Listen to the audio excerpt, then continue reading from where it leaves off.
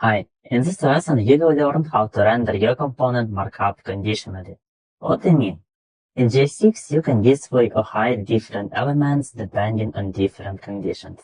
For example, you might want to display a list of elements only if the list is not empty. And if it's empty, just display message list is empty.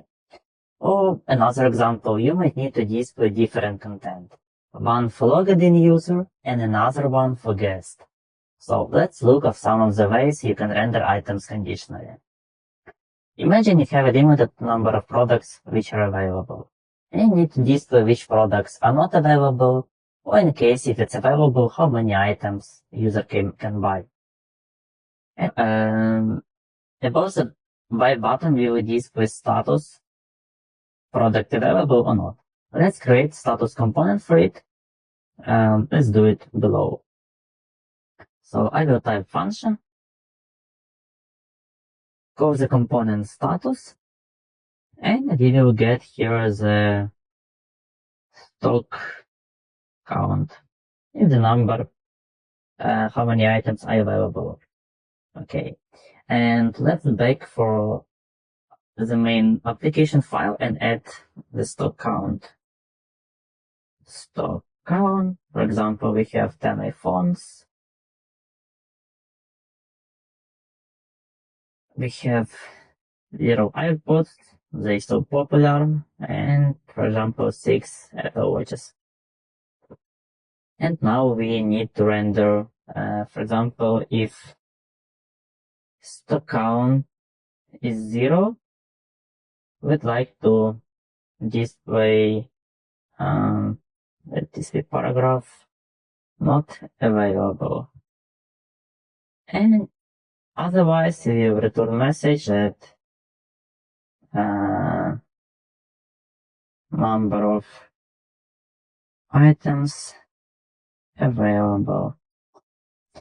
But if this condition will work, it will return this message and the logic won't go further.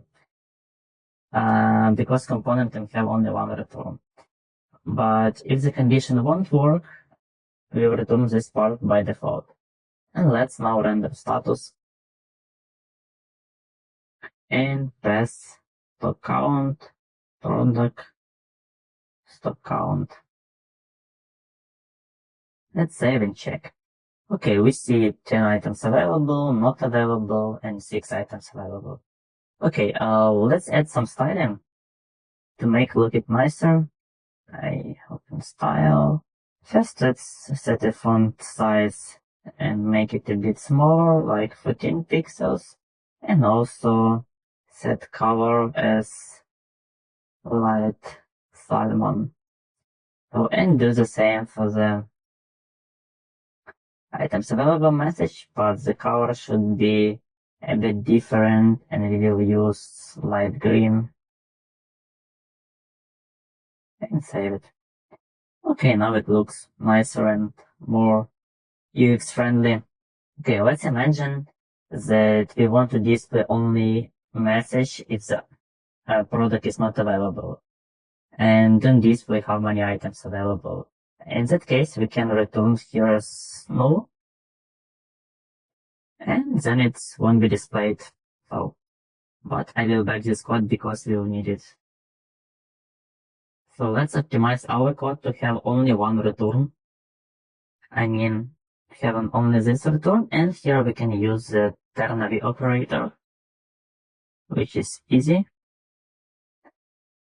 For the condition we want return first, if it's true, we write after the question mark, and then we write this symbol and move this condition here and remove the top part. So now you see that, okay, if the stock count is 0, we display the first expression. If not, we display the second expression. And we see it still works after updates page. Okay, nice. To make it look cleaner, let's assign these parts of J6 into variables. So let's create variable variable not available template and save here the first message and available template and save here the second part of the message. Now we can use the variables.